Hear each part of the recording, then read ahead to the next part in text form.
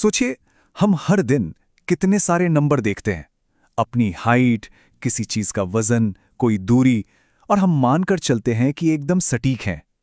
पर क्या वो सच में उतने सटीक होते हैं? आज हम इसी छिपी हुई अनिश्चितता की दुनिया में उतरेंगे और समझेंगे कि इसे कैसे पढ़ा और इस्तेमाल किया जा सकता है। तो चलिए सीधे इसी सवाल से शुरू करते हैं। जरा सोचिए, जब भी कोई चीज मापी जाती है, क्या वो माप कभी भी बिल्कुल 100% सटीक हो सकता है? सवाल सुनने में तो बहुत आसान लगता है, लेकिन इसका जवाब नंबरों को देखने का हमारा नजरिया ही बदल देता है। चलिए इसको ना एक बहुत आसान से उदाहरण से समझते हैं। जब कोई कहता है कि उसकी हाइट 150 सेंटीमीटर है, तो इसका असल मतलब ये नहीं है कि वो ठीक 150.0000 सेंटीमीटर है। इसका मतलब है कि वो 150 के आसपास है। हो सकता है असली हाइट 150.1 हो या शायद 149.8 सेंटीमीटर हो। बस उसे सबसे करीबी नंबर पर राउंड ऑफ कर दिया गया है, और यहीं से एरर या त्रुटि का कॉन्सेप्ट शुरू होता है। तो इस पूरी अनिश्चितता की जड़ तक पहुंचने के लिए हमें सबसे पहले राउंडिंग के प्रोसेस को समझना होगा। राउंडिंग का मतलब बहुत सीधा सा है। किसी भी नंबर को उसके पास वाले एक आसान नंबर से बदल देना, जैसे कि 4.6 को 5 लिख देना। इससे हिसाब किताब तो आसान हो जाता है, लेकिन यहीं पर एक छोटी सी अशुद्धि भी आ जाती है। अब यहां से बात मजेदार हो जाती है। जब हम किसी नंबर को राउंड करते हैं, तो हम सिर्फ एक नंबर नहीं बनाते, बल्कि हम संभावनाओं की एक पूरी रेंज बना देते हैं। मतलब अगर किसी चीज की लंबाई 10 सेंटीमीटर बताई गई है, तो वो सिर्फ 10 नहीं है। ये है वो रेंज। अगर किसी चीज को निकटतम सेंटीमीटर तक 10 सेंटीमीटर नापा गया है, तो उसकी असली लंबाई 9.5 सेंटीमीटर से लेकर 10.5 सेंटीमीटर से जरा सा कम तक कुछ भी हो सकती है। 10.5 नहीं, क्योंकि वो तो फिर 11 पर राउंड हो जाएगा। यही हैं वो छिपे हुए नंबर जिनकी हम बात कर रहे हैं। अच्छा, इस रेंज को समझने के लिए ना दो खास शब्द हैं। लोअर बाउंड यानी सबसे छोटी मुमकिन वैल्यू, और अपर बाउंड यानी सबसे बड़ी मुमकिन वैल्यू। तो हमारे 10 सेंटीमीटर वाले एग्जाम्पल में लोअर बाउंड हुआ 9.5 और अपर बाउंड हुआ 10.5। एक और एग्जाम्पल से इसको पक्का कर लेते हैं। मान लीजिए किसी चीज का वजन 4.2 किलो बताया गया है, एक डेसिमल प्लेस तक। इसका मतलब यह हुआ कि उसका असली वजन 4.15 किलो से लेकर 4.25 किलो के बीच कहीं भी हो सकता है। इस कॉन्सेप्ट को समझना आगे बहुत काम आने वाला है।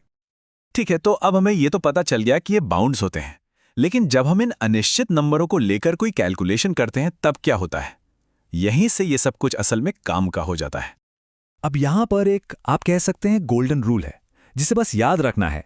किसी भी कैलकुलेशन की मैक्सिमम वैल्यू पता करने के लिए हमेशा अपर बाउंड्स का इस्तेमाल करें, और मिनिमम वैल्यू पता करने के लिए हमेशा लोअर बाउंड्स का इस्तेमाल करें। बस चलो इसको एक एग्जाम्पल से करके देखते हैं।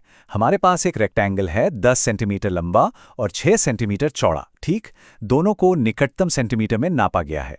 तो हमारा पहला कदम है दोनों के लिए लोअर और अपर बाउंड्स पता करना, जैसा कि इस टेबल में दिख रहा है। तो अपने नियम के हिसाब से सबसे छोटा यानी मिनिमम एरिया निकालने के लिए हम क्या करेंगे? हम दोनों के लोअर बाउंड्स को गुणा करेंगे, यानी 9.5 सेंटीमीटर को 5.5 सेंटीमीटर से, जो हमें देता है 52.25 स्क्वायर सेंटीमीटर। ये हो गया इस रेक्टेंगल का सबसे छोटा मुमकिन एरिया। अब बारी है मैक्सिमम एरिया की। इसके लिए हम ठीक इसका उल्टा करेंगे। दोनों के अपर बाउंड्स को लेंगे, 10.5 सेंटीमीटर्स और 6.5 सेंटीमीटर्स, और उन्हें आपस में गुणा करेंगे, जिससे हमें मिलता है 68.25 स्क्वायर सेंटीमीटर। यह है सबसे बड़ा मुमकिन एरिया। तो देखिए नतीजा कितना दिलचस्प है। कहने को तो रेक्टेंगल 10 गुणा 6 का था, यानी 60 स्क्वायर सेंटीमीटर, लेकिन उसका असली एरिया 52.25 से लेकर 68.25 के बीच कुछ भी हो सकता है। ये बहुत बड़ा अंतर है, और ये सिर्फ नाप में हुई छोटी सी अनिश्चितता की वजह से है।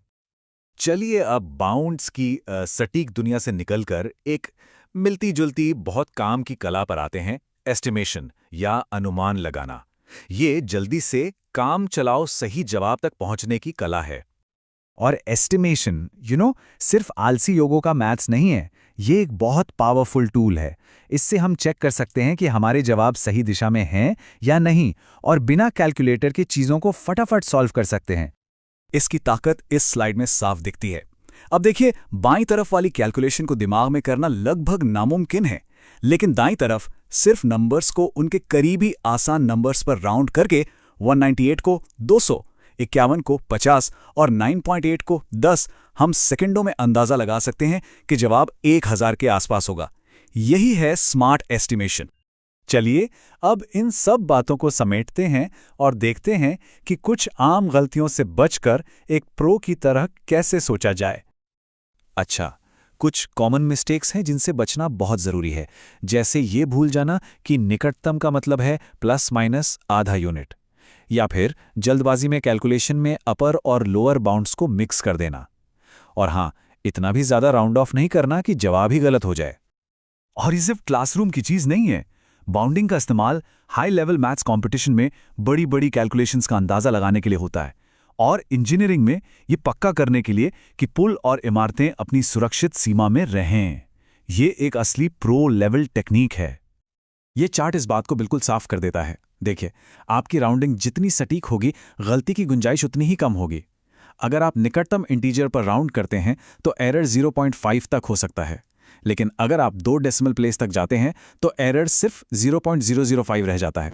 तो अब जब भी कोई सटीक आंकड़ा सामने आए तो जरा रुक कर सोचिएगा, क्योंकि अब ये पता है कि हर नंबर की अपनी एक सीमा होती है, एक छिपी हुई कहानी होती है। चाहे वो खबरों में दिया गया कोई आंकड़ा हो या किसी मशीन का कोई पार्ट, अब उन नंबरों को किस अलग नज़र से देखा जाएगा।